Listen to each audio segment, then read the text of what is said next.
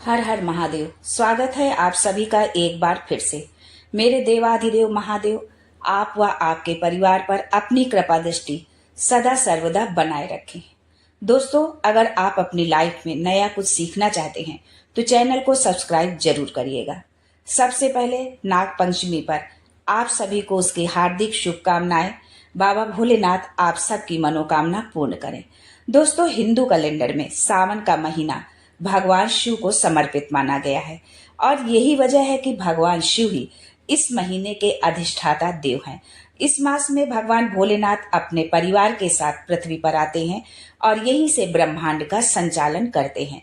दोस्तों, ये तो आप सभी जानते होंगे कि भगवान शिव के परिवार में भगवान शिव, माता पार्वती, पुत्र गणेश और कार्तिकेय हैं। लेकिन क्या आपको पता है कि उनकी 5 और बेटियां भी थीं। सावन मास में उन 5 पुत्रियों के साथ भगवान भोलेनाथ का यदि आप जलाभिषेक करते हैं तो भगवान भोलेनाथ अतिशीघ्र प्रसन्न होकर हमें मनोवांछित वरदान देते हैं। दोस्तों, ये जलाभिषेक आप सावन के किसी भी दिन कर सकते हैं या आपके पास समय है तो आप हर दिन कर सकते हैं। लेकिन यदि आप इस जलाभिषेक को नाग पंचमी के दिन करते हैं तो इसका विशेष फल आपको प्राप्त होता है, या आप जिस कामना को लेकर के ये आप जलाभिषेक कर रहे हैं वो कामना आपकी पूरी होती है।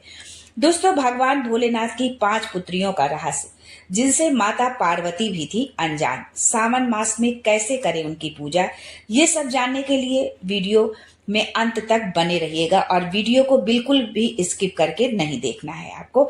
नहीं तो यदि एक भी बात, एक भी जानकारी यदि आपसे छूट गई तो आपको उसका पूरा लाभ नहीं मिलेगा।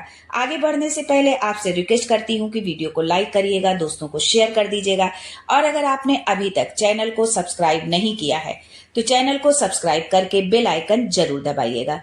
दोस्तों, भगवान शिव के पुत्र गणेश और कार्तिकेय के बारे में तो सभी जानते हैं, पर उनकी 5 पुत्रियों के बारे में बहुत कम लोग ही जानते हैं।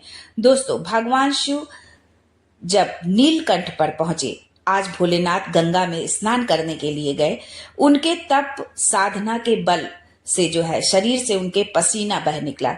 पसीने की 5 धार बन गई भगवान शंकर की। उन पसीने की 5 धाराओं में से भगवान शंकर की 5 पुत्रियों ने जन्म लिया, जिनके नाम थे जया, विशरा, सामली बारी, दोतली और देव। ये शंकर जी की 5 बेटियां जो गंगा जी के जल में प्रकट हुई थीं।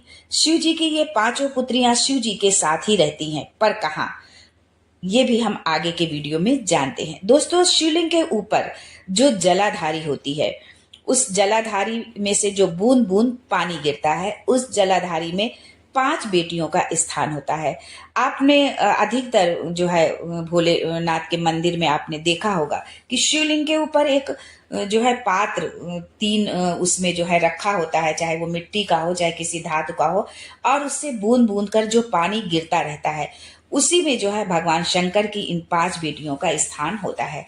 भोलेनाथ उन 5 पुत्रियों को गणेश, कार्तिकेय की तरह ही प्रेम करते थे और उनके साथ समय बिताना चाहते थे। भोलेनाथ को जैसे ही समय मिलता रोज शाम को गंगा जी पर चले जाते। माता पार्वती को मालूम नहीं कि भोलेनाथ प्रतिदिन जाते कहाँ हैं। माता पार्वती ने गणेश जी से कहा कि बेटा पता तो करो कि प्रतिदिन तुम्हारे पिता जाते कहाँ हैं। वैसे तो भोलेनाथ जब भी भ्रमण पर निकलते हैं माता पार्वती को साथ में ले जाते हैं, पर अब कहाँ जाते हैं जो अकेले ही चले जाते हैं, ऐसा पार्वती जी के मन में जो है विचार उठने लगा। गणेश जी गए और जाकर उन्होंने माता पार्वती को बताया कि पिताजी तो गंगा जी में के जल में जो है कुछ स्त्रियों के साथ अठखेलियां कर रहे हैं। गणेश जी के ये शब्द सुनकर जगत जननी माता पार्वती बहुत क्रोधित हो गई।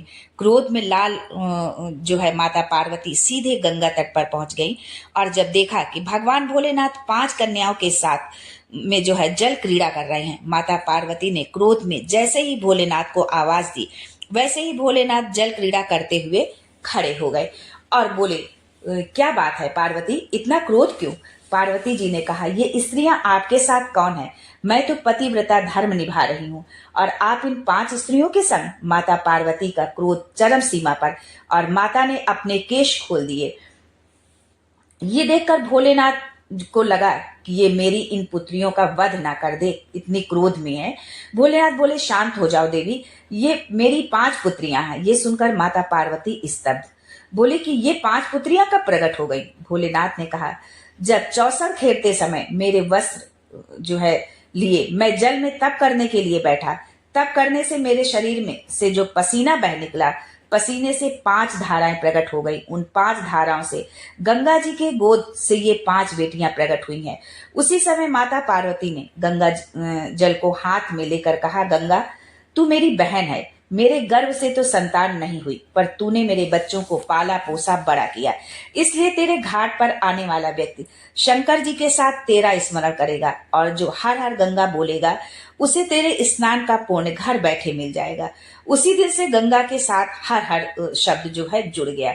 दोस्तों, अधिक मास में यदि आप इन उपायों को करते हैं या सावन के मास में जो है, चाहे शुक्ल पक्ष की पंचमी तिथि हो या कृष्ण पक्ष की पंचमी तिथि हो, यदि आप जो है गन्ने का रस तुलसी जी के क्यारे में 7 बार अपना नाम और गोत्र बोलकर आप छोड़ देते हैं तो जिंदगी में 3 साल में करोड़पति आप बन जाएंगे। और अगले सावन जब तक आएगा, आपको अगले सावन का आपको इंतजार रहेगा कि फिर हम ये इस उपाय को करें। शिव महापुराण में वर्णित है कि माता पार्वती के सम्मुख ये 5 कन्याओं को देखकर गंगा जी के सम्मुख में जब बात प्रेषित करी, तब माता पार्वती ने कहा कि ये मेरी 5 बेटियां हैं। माता पार्वती ने 5 बेटियों को गले से लगाया। भगवान भोलेनाथ बोले, पार्वती ये जल की तरंगों में प्रवाहित होने के कारण इनका शरीर सर्प की आकृति का रहेगा। भगवान भोलेनाथ ने बताया कि जो भी सावन के महीने में मेरी इन 5 पुत्रियों की पूजा करेगा, उन्हें कभी भी सर्प का भय नहीं सताएगा, उनको और उनके परिवार को कभी भी सर्प से कोई नुकसान भी नहीं होगा। यही कारण है कि नाग पंचमी के पर्व पर भगवान शिव की इन 5 पुत्रियों की पूजा होती है। खास करके उत्तर प्रदेश, बिहार राज्यों में नाग पंचमी का त्योहार मनाया जाता है। घर के मुख्य द्वार पर एक तरफ 2 और एक तरफ 3 सांप की आकृति बनाई जाती है। इसीलिए सावन माह में सांपों को मारा भी नहीं जाता है। इन 5 पुत्रियों के अलावा भगवान शिव की 3 पुत्रियां और भी हैं। इसका वर्णन शिव पुराण में भी मिलता है। अशोक सुंदरी, ज्योति या माँ ज्वालामुखी और देवी वासुकी या मनसा देवी। दोस्तों, माता पार्वती को अपना अकेलापन दूर करने के लिए एक पुत्री का साथ चाहिए था, इसलिए उन्होंने शिव जी की छोटी बेटी अशोक सुंदरी को जन्म दिया। अशोक सुंदरी देवी पार्वती के समान ही सुंदर थी, इसलिए उनके नाम के साथ जो है सुंदरी शब्द जोड़ा जाता है। उनको अशोक नाम इसलिए दिया गया क्योंकि वो माता पार्वती के शोक को दूर करने आई थी। अशोक सुंदरी की पूजा खास करके गुजरात में होती है। भोलेनाथ की दूसरी पुत्री का नाम ज्योति है।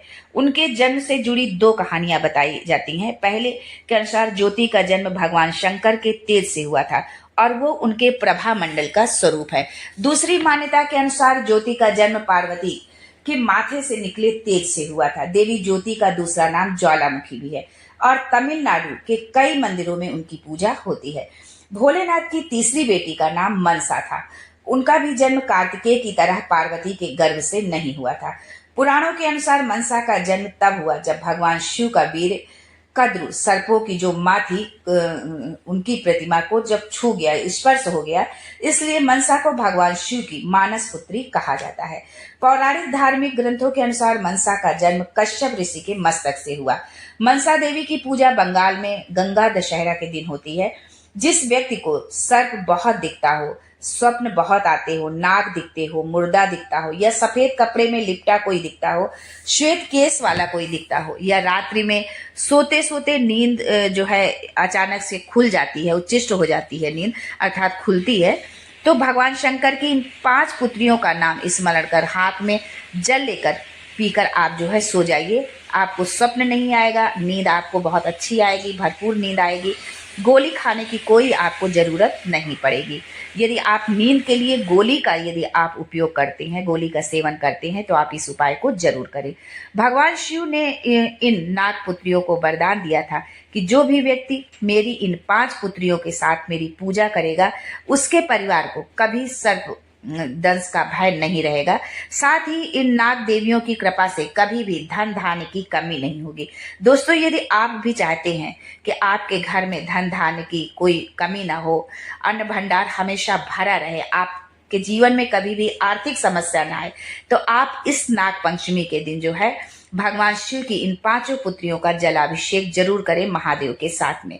सावन महीने की शुक्ल पक्ष की पंचमी दिन जो इन नाग कन्याओं की पूजा करेगा, उसे मेरी कृपा से अति शीघ्र उसकी मनोकामना पूरी होगी, या जो भी उसकी कामना होगी वो कामना उसकी अति शीघ्र पूरी होगी। दोस्तों, अब आगे जानते हैं कि भगवान भोलेनाथ की कृपा पाने के लिए उनकी 5 पुत्रियों की पूजा हमें किस प्रकार करनी चाहिए।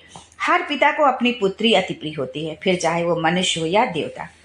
भगवान शिव को भी अपनी 5 पुत्रियां बहुत प्रिय थी, और वो भगवान शिव को के जलहरी में निवास करती हैं। अभी पीछे हमने आपको बताया कि जलहरी किसको कहते हैं, जो ऊपर घड़ा टंगा होता है और बूंद बूंद करके जिससे पानी गिरता है। जब आप शिवलिंग की पूजा अर्चना करते हैं तो उसके साथ उनके पूरे परिवार की पूजा अर्चना होती है, क्योंकि शिवलिंग में ही पूरा परिवार होता है। वो कैसे, ये भी जान लेते हैं। गोल जलाधारी वो है माता पार्वती का हस्तकमल। बीच में जो शिवलिंग है वो शंकर जी हैं। जहां से पानी गिरता है उसके दाहिने भाग में गणेश जी और बाएं भाग में कार्तिकेय जी का स्थान होता है। बीच में जहां पानी जाता है, जहां एक मोटी सी लाइन होती है और कहीं कहीं पर सांप की आकृति की भी लाइन बनी होती है, वो शंकर भगवान की सबसे छोटी पुत्री अशोक सुंदरी का स्थान होता है। ऊपर से बूंद बूंद जो पानी शिवलिंग पर गिर रहा है वो है शंकर जी की 5 नाग कन्याओं का। इस तरह भगवान शिव के 13 संतान है। शिवलिंग के ऊपर जो जल का पात्र होता है उसमें आप गंगा जल, गाय का कच्चा दूध, सफेद पुष्प, अक्षत और कुछ मीठा मिश्री आदि डालकर जल अर्पित करते हैं, तो ये 5 शिव पुत्रियां प्रसन्न होती हैं।